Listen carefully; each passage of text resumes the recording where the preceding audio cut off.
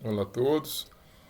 Como eu prometi para vocês, eu vou fazer a gravação aqui sobre cinética química. Eu vou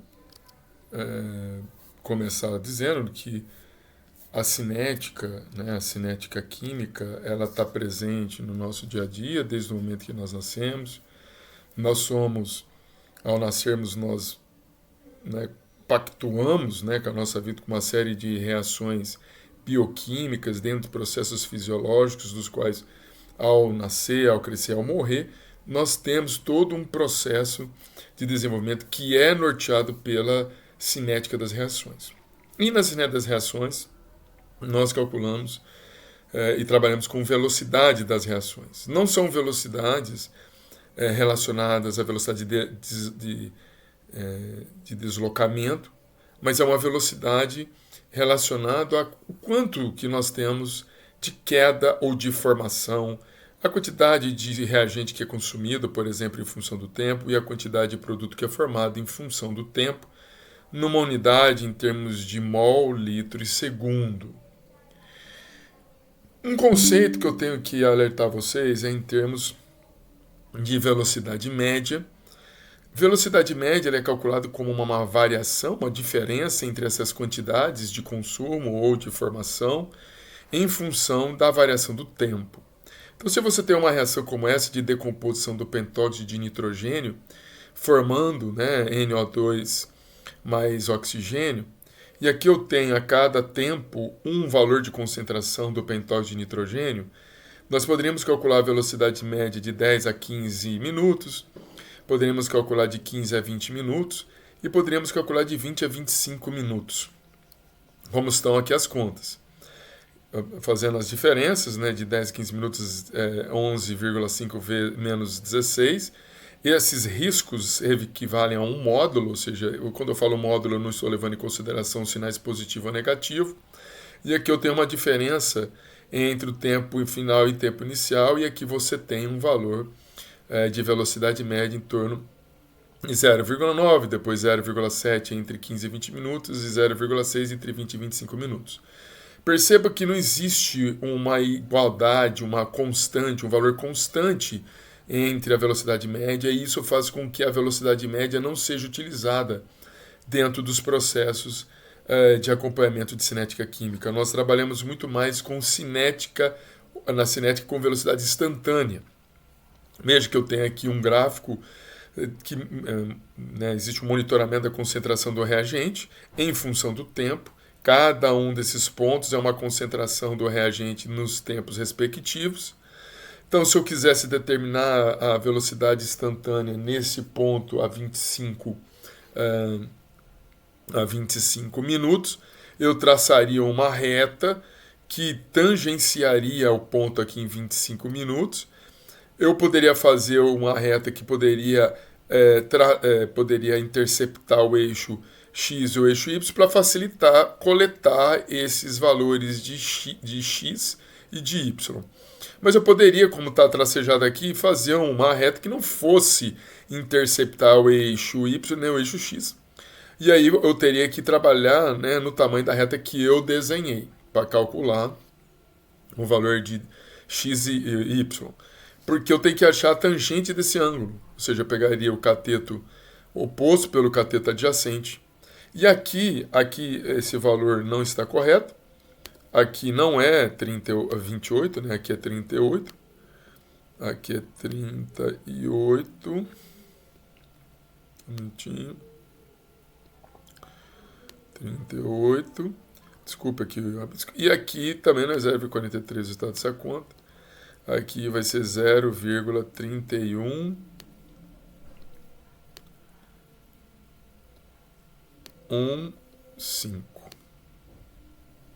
Opa. Vou fazer certinho aqui.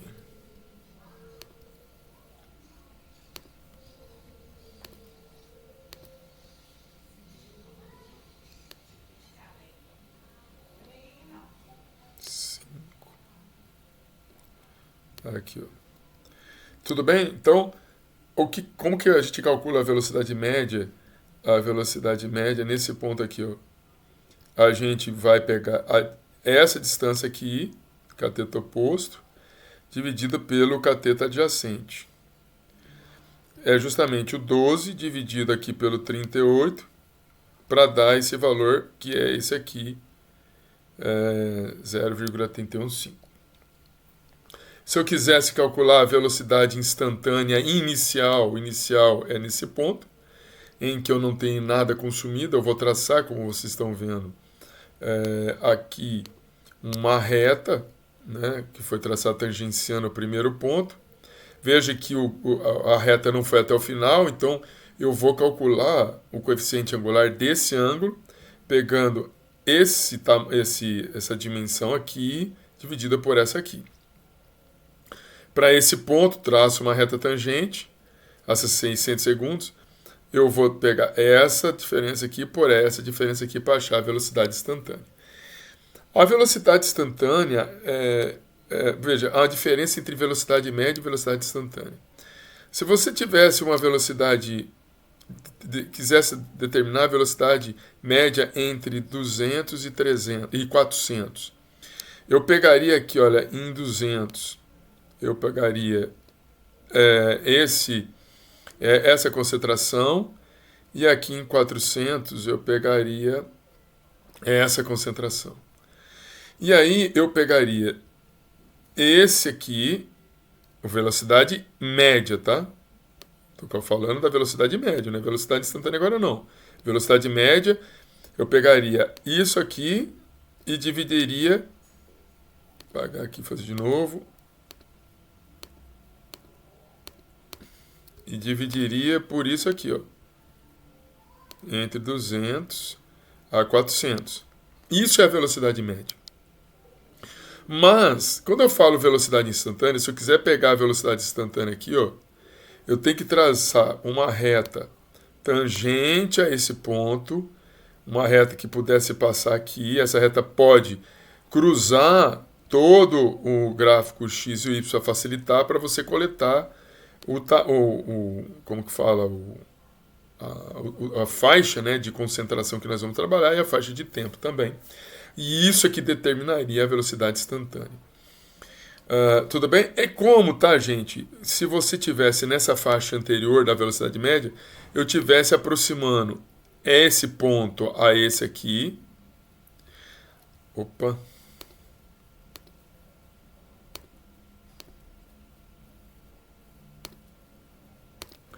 É como se eu estivesse aproximando esse ponto para esse. Desculpem.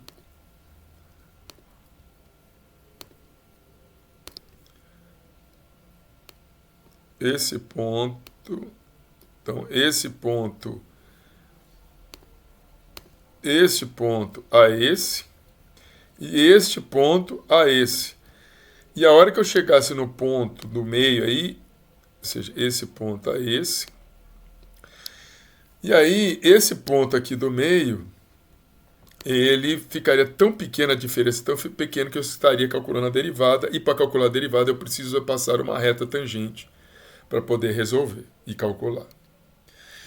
Uma forma de nós representarmos a velocidade instantânea, por exemplo, do N2O5, a gente calcularia, veja bem que o N2O5 é o reagente, então eu calcularia a velocidade de consumo do N2O5.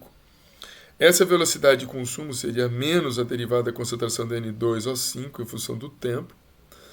E eu poderia também representar a velocidade de formação dos produtos. Só que aí, em vez de ser negativo, seria positivo. Então a presença do negativo é apenas para demonstrar a velocidade de consumo de um reagente, e o positivo a velocidade de formação dos produtos. Veja que não existe nenhuma dependência em relação ao coeficiente estequiométrico em relação à velocidade de consumo e de formação. Mas existe a possibilidade, por uma reação genérica, em que A é o coeficiente estequiométrico e Azão e Bzão Azão e Bzão os reagentes, né? E Czão e Dzão os produtos, Azinho, Bzinho, Czinho, Dzinho os coeficientes estequiométricos. Existe uma possibilidade de eu estabelecer uma relação entre a velocidade global da reação e a relação dessa velocidade global da reação com a velocidade de consumo de cada um dos reagentes e de formação de cada um dos produtos. Como que eu faço isso? A velocidade, essa relação é a velocidade de reação, e a relação da velocidade da reação com a velocidade de consumo de A é dada através dessa expressão. Então, a velocidade da reação ela é dada com menos o inverso do coeficiente estequiométrico de A pela derivada de A em função do tempo. Se fosse em relação ao consumo de B, menos o inverso do coeficiente estequiométrico de B pela derivada de B em função do tempo. Se fosse de formação de C, 1 sobre C pela derivada de C em função de tempo, e em função de D, 1 sobre D pela derivada de D em função de tempo.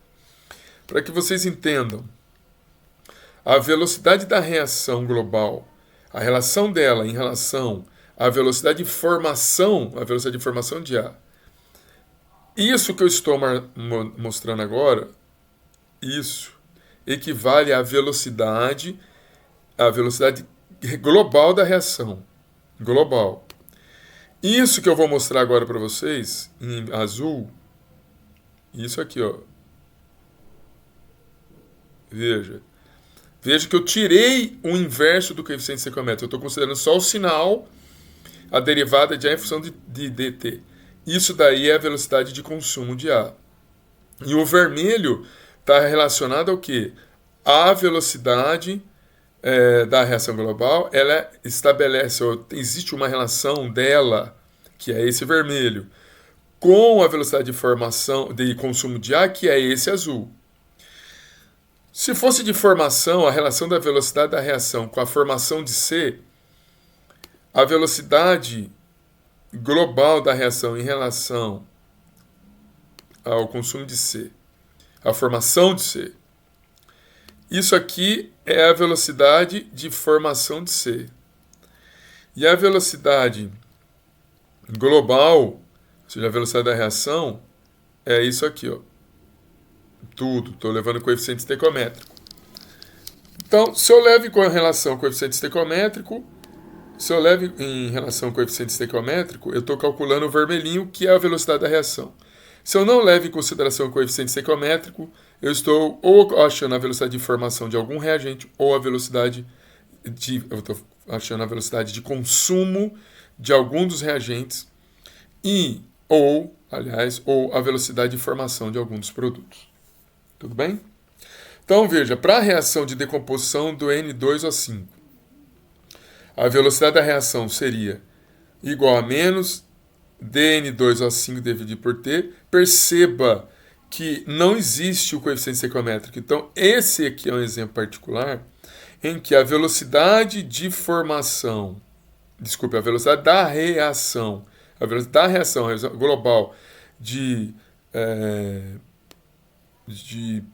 decomposição do pentóxido de nitrogênio gerando NO2 oxigênio, ela é igual à derivada da concentração do N2O5 em função do tempo,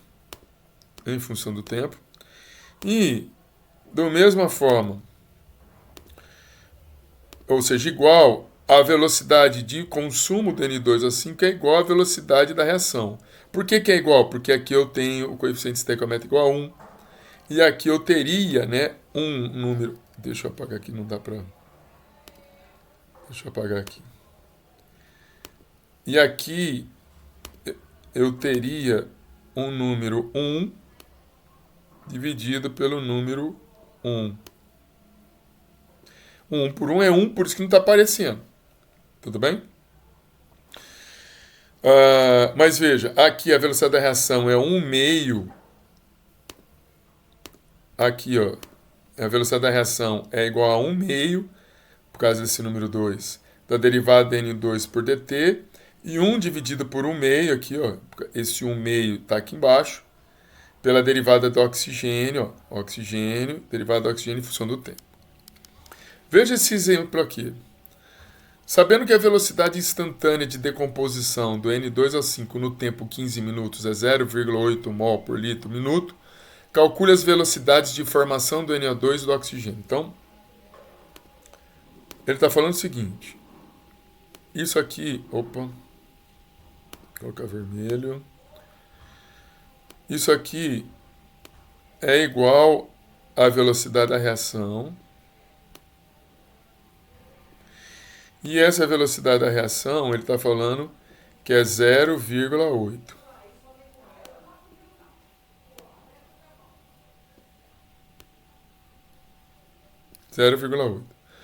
Aí, veja bem o seguinte. Como é 0,8, veja bem como são as coisas. 0,8. Eu preciso calcular, ele está querendo calcular a velocidade de formação do NO2 e do oxigênio. A velocidade aqui, olha, do oxigênio, do NO2 a gente vai fazer, ó, do NO2. A velocidade de formação do NO2 é essa aqui, ó. Isso aqui é a velocidade de formação do NO2.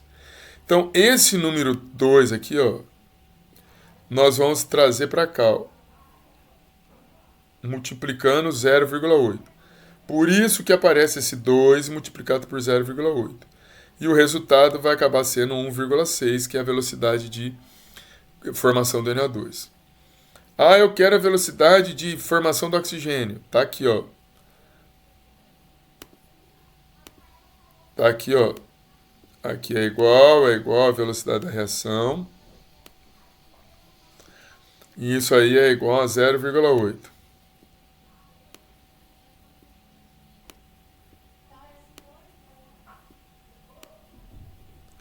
Como é 0,8, eu vou pegar isso aqui, que é 1,2, vou trazer aqui, vou multiplicar. E isso aqui é a velocidade de formação do oxigênio. E veja, esse 1,2 que veio multiplicando o 0,8 está aqui. E aqui a velocidade de formação do oxigênio, 0,4 mol por litro por minuto, ok? Uma outra questão que eu quero falar com vocês, que eu também acho que vale a pena falar com vocês, é sobre a lei de velocidade de uma reação química e a ordem da reação. Veja, a lei de velocidade de uma reação química, em geral, ela é definida em função de uma constante de velocidade pela multiplicação das concentrações dos reagentes, veja, a reagente aqui é A e B, elevada a N e M. Esses números N e M não necessariamente são iguais aos coeficientes estequiométricos, eu já vou comentar. Mas N e M representam a ordem de reação em relação a A e a ordem de reação em relação a B. E a somatória de N com M, eles definem o que nós chamamos de ordem global da reação, ou ordem total da reação. Muitas vezes está relacionado com o número de moléculas estão se chocando para gerar um produto reacional. Veja, quando eu vou lá para frente para falar sobre quando que vai ser igual ao coeficiente estequiométrico, depois eu volto, tá? Quando que... Será que eu já passei? Acho que eu já passei, espera aí, gente. Aqui. Quando que a lei de velocidade de uma reação qualquer como essa, que o valor de N e M vai ser igual aos coeficientes estequiométricos. Quando essa reação for uma reação elementar. O que é uma reação elementar? Uma reação que acontece numa única etapa. O reagente reage com outro reagente e gera o produto e não vai gerar um intermediário. É sempre assim. Nessa situação, você vai ter a lei de velocidade. Você vai ter a lei de velocidade que vai ser formada. A lei de velocidade vai ser igual a velocidade, que é igual a uma constante de velocidade, a concentração do reagente multiplicado e cada um elevado aos seus respectivos coeficientes estequiométricos. Veja, aqui o A, o B elevado aos seus respectivos coeficientes estequiométricos. Ok? Então é somente assim. Eu vou mostrar aqui para vocês a lei de velocidade. Voltar aqui novamente onde eu estava.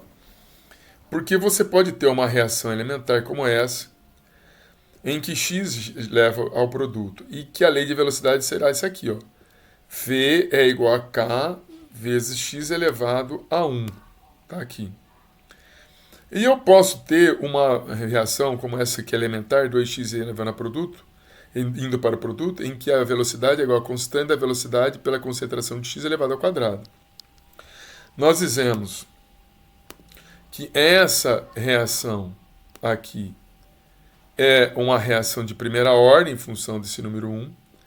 Essa reação aqui, ela seria uma reação de segunda ordem em relação a esse número aqui. Ok? As reações de primeira ordem, veja aqui, olha, as reações de primeira ordem. Calma aí, gente. Um minutinho, deixa eu apagar isso aqui para não confundir. As reações de primeira ordem, essa curva de primeira ordem, é essa aqui, ó, que está aqui embaixo. É essa aqui. Ela representa uma reação que é muito mais rápida do que as reações de segunda ordem, que estão representando essa outra curva aqui, ó. Percebam que a queda é muito mais acentuada, para as reações de primeira ordem para uma reação de segunda ordem. Muito mais acentuada. Né? E observe que na direita eu tenho, para esse conjunto de duas curvas, uma constante de velocidade que foi tirada em um tempo, uma temperatura, não tempo, em uma temperatura menor, e uma constante de velocidade, um conjunto de constantes de velocidade que foi tirada numa temperatura maior. Então veja, quando eu aumento a temperatura, as constantes de velocidade aumentam e a queda é muito mais acentuada do que quando a temperatura é menor. Mas novamente, esse perfil aqui, ó, em relação ao primeiro, esse aqui é de uma cinética de primeira ordem, esse aqui de segunda ordem. Esse aqui de primeira ordem, esse aqui de segunda ordem. Ok? Como que a gente consegue identificar, isso é importante, como que a gente consegue identificar os valores dos coeficientes estequiométricos, das ordens de reação em relação aos reagentes? Imagine que você tenha aqui uma reação do amônio junto com NO2-. Para esses tipos de reações, o que a gente pode fazer experimentalmente para determinar é o seguinte: a gente começa a reação, eu vario a concentração de um dos reagentes e mantenho o outro constante. E aí eu vou determinar a velocidade inicial por aquele método que eu expliquei para vocês anterior de determinação da derivada num ponto, traçando a reta, da reta tangente a um ponto. Então veja, numa reação como essa, a lei de velocidade seria a constante de velocidade pela concentração da amônia elevada a N, a concentração de NO2- elevada a M. Onde NO2- é constante. NO2- é constante. Está aqui, ó, constante a concentração. Se ele é constante, esse número aqui, ó, o K mais o NO2- elevado a M, ou seja, tudo isso aqui passa a ser um único valor. Ou seja, ele vai passar a ser esse valor aqui, ó, K'. E esse K', eu posso, então, colocar ele aqui e multiplicar somente pela concentração do NH4+. Ora, se eu fizer isso, eu vou ter que substituir, olhando agora para essa equação, eu vou pegar a velocidade da reação aqui, ó, 5,4 vezes 10 a menos 7, colocar aqui. K' a concentração do NH4+ para a primeira linha desse 5,4, que é 0,01. Vou colocar aqui. Vou segunda linha, 10,8 10 menos 7, vou colocar aqui. Aqui, ó, estou usando a mesma equação. Vai ser igual a K' vezes a concentração 0,02 mol por litro, que é essa concentração aqui.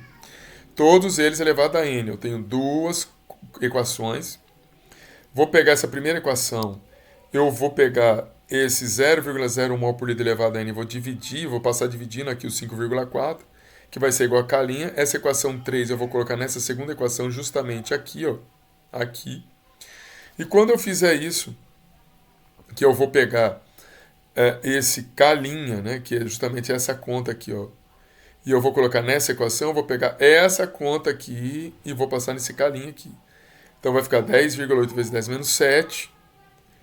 E eu vou colocar aqui, ó, 5,4 vezes 10 menos 7 dividido por 0,1 vezes 0,02 elevado a n. Vou pegar esse valor, vou passar aqui dividindo. E aqui vai ficar 0,02 elevado a n dividido por 0,01 mol por litro elevado a n. Esses dois divididos dá 2. Esses dois eu posso representá-los dessa maneira, porque ambos estão elevados a n. Esse número dividido por esse dá 2. 2 elevado a n igual a 2 somente vai ser verdade se n for igual a 1. E aí eu achei a primeira ordem da reação em relação a NH4+. Para poder fazer e achar o valor de M, eu vou ter que manter o outro constante. Por isso que está constante aqui o NH4+. E vou repetir novamente. Veja, esses números aqui agora são constantes. Esses aqui. Então, eles vão se transformar no valor desse K. E esse K eu vou colocar aqui, ó. A hora que eu colocar aí, eu vou ter, então, essa reação, essa equação. E eu vou usar essa equação para poder fazer a conta, então. Então, eu vou pegar aqui, ó, primeira linha, 10,8 vezes 10 menos 7, eu vou colocar aqui, vezes K', vezes a concentração do NO2 menos, 0,0202 elevado a M. 21,6 vezes 10 menos 7, igual a K', vezes a concentração do NO2 menos, elevado a M, 0,004 elevado a M. Tenho duas equações. Vou usar a primeira equação, vou pegar o 0,02 dividindo aqui o 10,8 vezes 10 menos 7. Está aqui, né? Que vai ser igual a K'. Então, ele está aqui, ó. K'. E eu vou pegar esse K' e vou colocar na segunda equação. Então, vai ficar 21,6 vezes 10 menos 7, igual a 10,8 vezes 10 menos 7, dividido por 0,002, vezes 0,04 elevado a mol. Esse número eu vou passar dividindo, está aqui.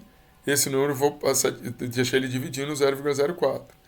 Esses dois aqui eu posso reescrever aqui, porque dois números que estão elevados, estão em uma fração, numerador e denominador elevado na mesma potência, eu posso manter a divisão do numerador e do denominador, mas elevar a fração a um único expoente. E aí, quando você faz a conta, esse número é 2, esse número aqui, desculpe, nessa divisão é 2, essa divisão também é 2. Que número que eu elevar o número 2 vai ser igual a 2? Somente se m for igual a 1. E aí eu encontro que a lei de velocidade para essa reação é a constante de velocidade pela concentração de amônio elevado a 1, NO2 menos elevado a 1. Então, existe uma ordem de reação, ou a reação é de primeira ordem em relação ao amônio, de primeira ordem em relação ao NO2-, e de segunda ordem na reação global, porque eu tenho que somar os dois na reação global. Ok? Uma questão que eu preciso falar para vocês. Veja que o fato da NH4+ ser igual a 1 e igual a 1 é sinal de que essa reação é uma reação elementar, ou seja, ela acontece através de uma única etapa. Mas existem reações que não são elementares. Veja que essa lei de velocidade para essa reação aqui, você tem o reagente embaixo e o HBr, que é o produto, embaixo aqui, ó, no denominador. Então, primeira coisa, uma lei de velocidade pode ter concentração do produto e pode ter também, pode ser uma divisão em relação a um reagente. Então, primeiro, os expoentes de uma lei de velocidade, eles podem ser igual aos coeficientes estequiométricos somente se a reação for elementar. Se ela não for, o valor de N e de M, ou seja, esses valores aqui, ó, esses valores aqui, podem ser fracionários, podem ser negativos e podem ser números inteiros também. Ok? Então, o que é uma reação elementar? Uma reação que acontece em uma única etapa, onde não há formação de intermediários. Eu já vou te mostrar, mas o intermediário é aquela substância que é formada e consumida. Os produtos se formam diretamente da colisão dos reagentes somente. E a lei de velocidade apresenta os expoentes iguais aos coeficientes estequiométricos da reação. Tudo bem? Falando aqui das reações de primeira ordem, novamente, se eu tenho uma reação como essa, que é uma reação elementar, se eu for definir a lei de velocidade, ela vai ser igual à constante de velocidade pela concentração de x. Veja que é elevado a 1, porque aqui é igual a 1, então seria uma cinética de primeira ordem. E a lei de velocidade também poderia ser descrita pelo consumo de x através de menos dx pela concentração de dx pelo tempo.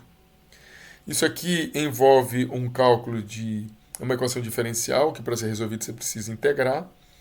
Ao você integrar essa equação, que justamente é essa equação, né? Porque eu passo o dt multiplicando, passo o kx dividindo. Eu resolvendo essa equação diferencial, eu vou ter essa solução. E se eu fizer um gráfico de ln de x por t em função de menos kt ou em função de t, eu vou ter um gráfico que vai ter uma inclinação negativa em função desse sinal negativo. E o coeficiente angular dessa reta me dá o valor da constante de velocidade. Então, se você fizer um gráfico, se você tiver uma reação em que você consiga monitorar o ln da concentração da substância em função do tempo, e fizer um gráfico no Excel ele te dá o valor do coeficiente angular e você vai determinar a constante de velocidade da reação. Você também tem uma questão que eu também preciso falar, que é o tempo de meia-vida. Para essa reação, que é de primeira ordem, o tempo de meia-vida é o tempo que passa e é o tempo necessário para que a concentração inicial caia pela metade. Ou seja, no tempo t, que já passou, a concentração A vai ser igual à concentração inicial, que é o A0 dividido por 2. Então eu viria aqui, colocaria esse A0 dividido por 2, e quando eu calculasse o tempo de minha vida, ln de 2 dividido por k. O que é o tempo de minha vida? O tempo necessário para que a concentração inicial caia pela metade, que depende apenas no cinética de primeira ordem, do ln de 2 e do k, ou seja, de constantes. Se a temperatura for constante, a constante de velocidade é constante. E aí eu vou conseguir calcular ln2 dividido por k. Então, a concentração, veja, a concentração inicial está aqui. A metade, aqui é o início, aqui é a zero. Então, a metade seria aqui. Aqui, se eu tracejar e ver, isso aqui está representando a queda da concentração em função do tempo. Se eu parar aqui e vir aqui, é o tempo necessário para que eu decaia pela metade. Então, isso aqui é o tempo de minha vida. Se eu quero achar que eu estou com uma concentração, a metade dessa concentração seria o segundo tempo de minha vida. Se eu caísse mais a metade novamente, seria o terceiro tempo de minha vida. E se eu caísse mais a metade de novo, seria o quarto tempo de minha vida. Então, o tempo de meia vida, ele representa o tempo necessário para que a concentração caia pela metade. E essa equação, ela pode ser representada dessa forma. E a resolução dessa equação é justamente essa, que demonstra uma relação da concentração de A em função do tempo, uma relação exponencial. Por isso que esse gráfico tem esse perfil aqui. Novamente, veja que a constante de velocidade depende da temperatura. Para uma temperatura pequena, eu vou ter uma queda menos acentuada. Para uma temperatura grande, a constante de velocidade também vai ser grande e a queda vai ser mais rápida. Tudo bem? Veja que essa diferença aqui só está relacionada em função da temperatura. Aqui eu só estou representando uma aplicação real. Isso aqui é um espectro de fluorescência da albumina, que é uma proteína que está muito presente no nosso sistema circulatório. Esse aqui é o sinal dela sem iniciar um processo de irradiação com luz. Veja que à medida que eu vou irradiando, vai cair no sinal, eu vou fotoxidando essa substância, essa proteína. Se eu pegar ln de A em função de A0 é igual a menos kt, é uma lei de velocidade de primeira ordem. Portanto, se eu pegar essa fluorescência, onde está o vermelho, o ponto vermelho, e eu pegar essa aqui no tempo a 6 minutos, vejo que está no mesmo comprimento de onda, eu pegar essa e dividir por essa, eu estou fazendo essa conta aqui. Essa é a conta. Se eu tirar ln e colocar no gráfico em função do tempo, eu vou ter um ponto. À medida que o tempo passa, eu vou ter vários pontos. E aí, eu tirar o coeficiente angular de uma reta dessa me dá a constante de velocidade. Então, veja, aqui eu vou ter várias constantes de velocidade para concentrações diferentes de substância que eu usei neste processo de fotooxidação. Porque essa substância aqui, ela absorve luz e gera espécies que fotooxidam o BSA, a albumina bovina. A albumina, né? Lá é com a albumina bovina, tá, gente? Aqui não é albumina humana, não, é albumina bovina. E veja que eu fiz uma comparação dessa substância com uma substância que é um medicamento. Essa aqui não é um medicamento.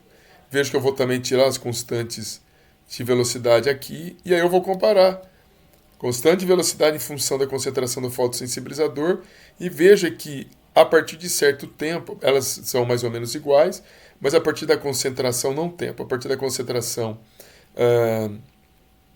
mais ou menos em termos de 10 e pouco miligrama por litro, você tem uma situação em que a substância que nem é medicamento acaba sendo mais eficiente do que o medicamento que está no mercado. Tudo bem? Numa reação de segunda ordem, veja, isso aqui é uma reação elementar. Professor, como eu sei que é a reação elementar? A pessoa que trabalha com a reação é que vai saber se ela é reação elementar ou não, e eu já vou mostrar isso aí mais para frente. Se ela é uma reação elementar, você vai definir, então, a lei de velocidade dessa maneira, K é igual a concentração de x elevado ao quadrado. Veja que eu também posso escrever a lei de velocidade em função do consumo de x. Está aqui. Faltou um termo aqui, né? Deixa eu colocar aqui, faltou um termo. Faltou aqui, ó, o número 1 dividido por 2. E aí, isso aqui para resolver isso aqui é uma equação diferencial. Ao você resolver, você vai obter essa equação aqui, ó.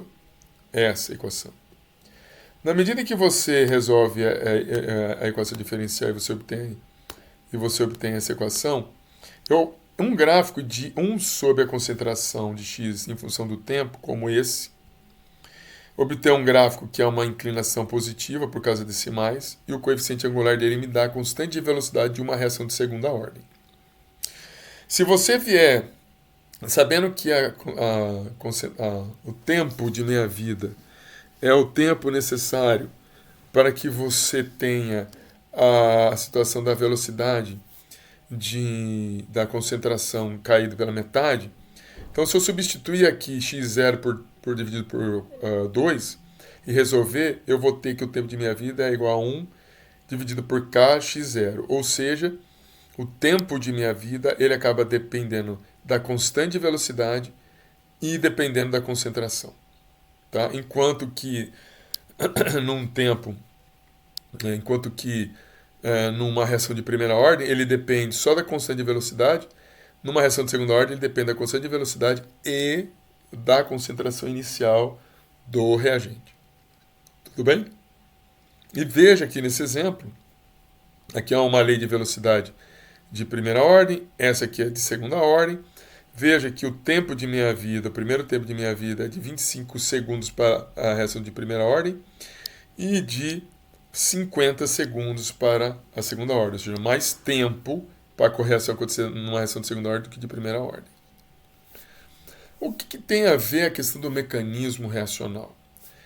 Isso aqui é uma reação, uma expressão, né, química, que é como se fosse uma equação matemática. Ela representa uma proporção de ozônio que sofre o processo de decomposição e gera oxigênio, mas ela não diz a forma como que essa reação acontece. Ela simplesmente demonstra para você que para que o oxigênio seja gerado, eu preciso ter 3 mols de oxigênio seja gerado, eu preciso de 2 mols de ozônio. Essa reação não é uma reação elementar. Essa reação ela se processa por várias etapas. Para depois, na somatória dessas etapas, eu ter essa reação global. Veja que essa reação gera um intermediário que não aparece na reação global. Esse O atômico, esse oxigênio atômico.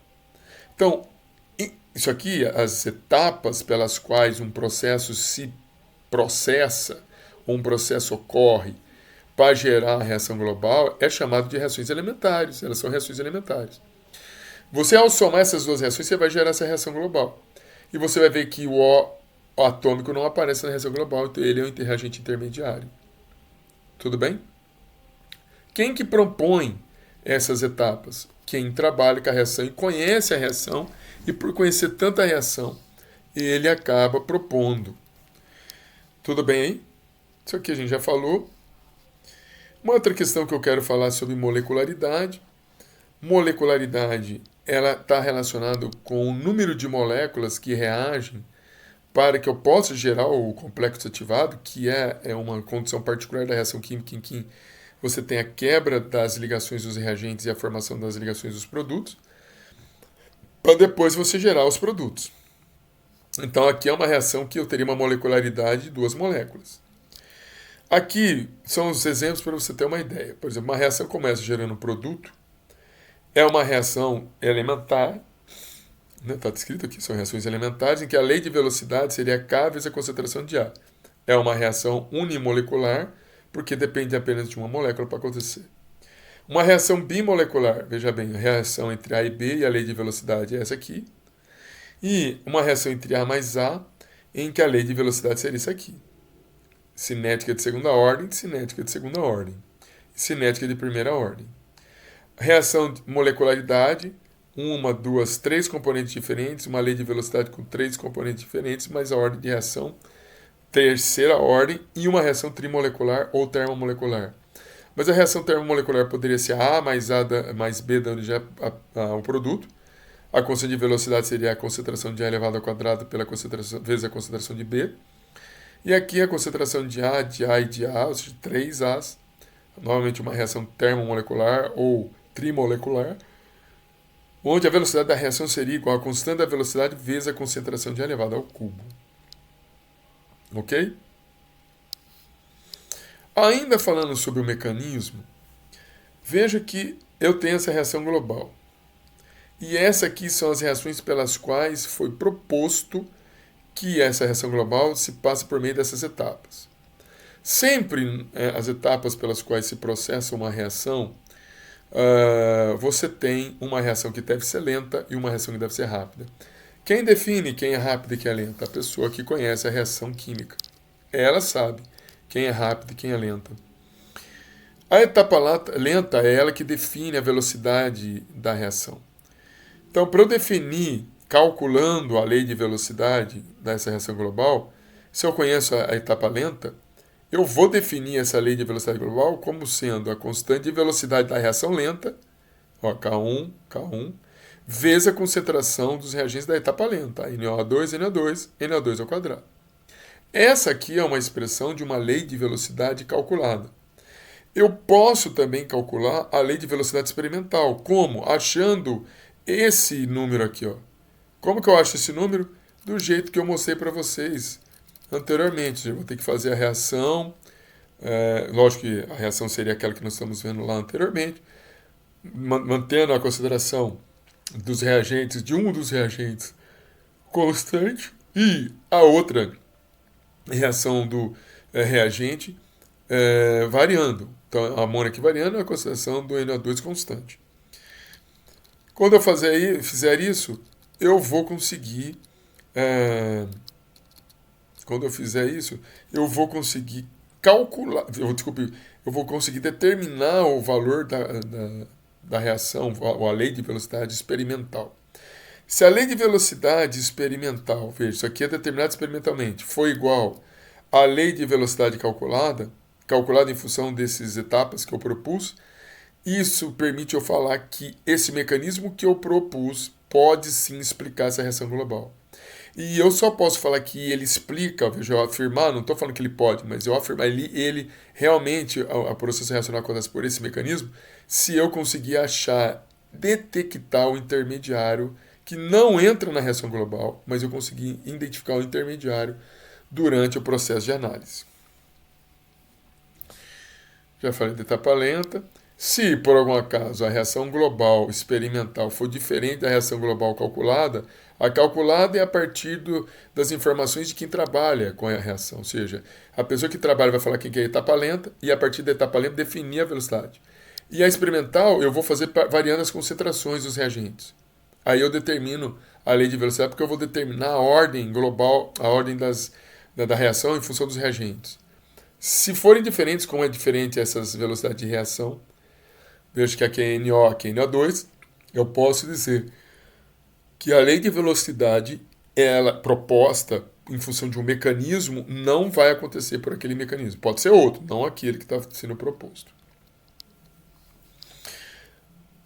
Preciso também falar a respeito da teoria de colisões, que é o seguinte. Veja, gente. Aqui tem uma reação do CO com NO2. Aqui embaixo, as bolinhas cinzas claras representam o oxigênio, a cinza médio o nitrogênio e a escura, o preto, o carbono. Veja que quando o monóxido de carbono reage com o dióxido de nitrogênio, em que o carbono se choca com o oxigênio, ou seja, está aqui o choque, eu tenho a reação acontecendo. Mas quando o oxigênio do monóxido de carbono aqui reage com o oxigênio do NO2, a reação não se processa. Então, para que a reação aconteça, é necessário que exista uma colisão entre as espécies e que essa colisão seja efetiva. Ela precisa ser efetiva. O que é efetiva? Ela precisa ser uma colisão em que os átomos se choquem na orientação adequada. E a segunda coisa, tem que, além de ter orientação adequada, a colisão precisa ter uma energia de ativação que faça com que as moléculas vençam essa barreira energética, gere o complexo ativado onde ligações são quebradas, ligações são formadas e depois gere o produto. Então, isso aqui é energia de ativação e a diferença entre a energia de reagentes e produtos é o ΔH. Tudo bem? E você vai ter reações em que aqui a energia de ativação, o ΔH vai ser positivo, ou seja, a energia do produto é maior, o ΔH é negativo, me perdoe, onde a energia do produto é menor do que a energia dos reagentes. Nessa situação em que o ΔH é negativo, você tem uma reação exotérmica, que aí, se você colocasse a mão na reação química, você sentiria que aqueceu. E numa situação como essa, em que o reagente precisa vencer uma barreira energética, e a energia de ativação é isso aqui, e aqui o produto tem uma energia maior do que o do reagente, isso aqui é uma reação, aliás, né? Isso aqui é um ΔH, você mede aqui a variação do ΔH, e esse ΔH é de um processo endotérmico, ok? Uma outra questão que eu também quero falar para você é o seguinte, veja que quando você sai do reagente e vai para o produto no processo exotérmico, a energia de ativação da reação no sentido da ida é menor do que a energia de ativação se você sair do produto e vai para o reagente. Porque sair do produto e para o reagente, ou seja, a reação inversa, a energia de ativação é maior. Quanto maior a energia de ativação, mais lenta é a reação. Quanto menor a energia de ativação, veja aqui, ó, no sentido direto, menor a energia de ativação, mais rápida é a reação química. Então, aqui no processo exotérmico, a reação vai ser mais rápida na ida, porque na volta a energia vai ser maior. E no processo endotérmico, a reação ela é mais lenta na ida, veja aqui, ó, mais lenta na ida, e mais rápida na volta. Aqui, a volta é só isso aqui. Ok? Já falei. E agora, por fim, eu quero falar sobre fatores que influenciam sobre as velocidades de reação, tá bom? Quais são os fatores que influenciam as velocidades de reação? Temperatura, isso aqui é chamado de gráfico ou de distribuição de Boltzmann. Ele mostra uma distribuição do número de moléculas em função da energia cinética. A energia cinética está relacionada à energia em movimento das moléculas, então vejo que eu tenho moléculas, olhando para o T1 que a temperatura é menor, eu tenho uma grande quantidade de moléculas com baixa energia cinética, e uma pequena quantidade de moléculas com energias suficientes para que a reação aconteça, porque eu preciso ter uma energia de ativação, né? Eu preciso ter uma energia das moléculas igual, na verdade, superior à energia de ativação. Quando eu aumento a temperatura, vejo que vai abaixando a intensidade e alargando a banda, ou quando eu vou a temperatura que é maior ainda, eu vou achatando e alargando isso, mas veja que eu ainda mantenho moléculas ainda com temperaturas baixas.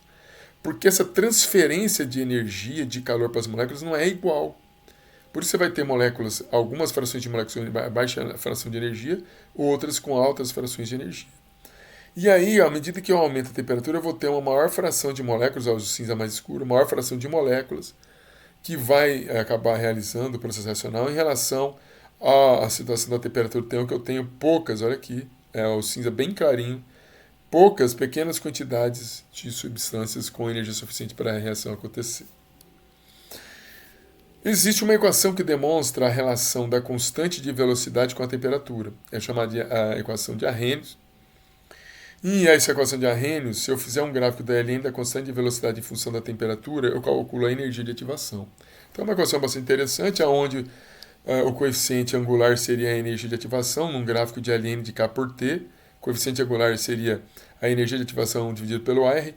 E o ln de A seria o coeficiente linear dentro do gráfico. E representa o fator de frequência de colisões entre as moléculas. Claro que aumentar a concentração dos reagentes aumenta a velocidade da reação, até porque a lei de velocidade depende da concentração dos reagentes. Se você aumentar o número de reagentes, aumentar o número de choques.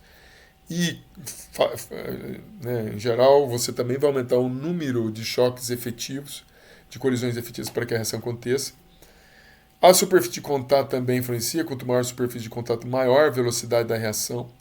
Por quê? Porque se você pegar uma mesma massa de prego, uma mesma massa de bombril e molhá-los ambos e deixar expostos em água, o bombril vai ferrojar primeiro do que o ferro, porque por causa da área de exposição, a área superficial, que é muito maior no bombril do que no ferro, no prego. E por fim, falar sobre os catalisadores. Catalisadores são substâncias que alteram o caminho de reação. Alterar o caminho de reação significa fazer com que a reação entre o CO e o NO2 aconteça não necessariamente só porque o carbono tem que se jogar com o oxigênio, mas ele pode mudar e fazer com que o oxigênio, tá vendo? Esse cinzinha claro, que o oxigênio se chocando com o oxigênio do NO2, a reação aconteça. Isso é catalisar uma reação química. Ou seja, é você reduzir a energia de ativação porque você gerou um outro caminho reacional, né? E aumentando a velocidade da reação. Veja, como que isso acontece? Esse caminho de maior intensidade é o caminho sem catalisador. Veja que o catalisador ele gerou dois caminhos que precisam ser percorridos, mas veja que a energia final de produto é a mesma em relação à energia inicial. E isso aqui, essa diferença entre a energia inicial e final me define o ΔH, então está mostrando que o ΔH não modifica-se com o catalisador. Ok? Então, a reação química, o catalisador não faz parte da lei de velocidade, ele só altera a energia de ativação e vai tornar a velocidade da reação mais rápida. Tudo bem, gente? Se vocês tiverem alguma dúvida, vocês podem escrever para mim, podem mandar uma mensagem para mim, tá bom? E bons estudos para vocês aí.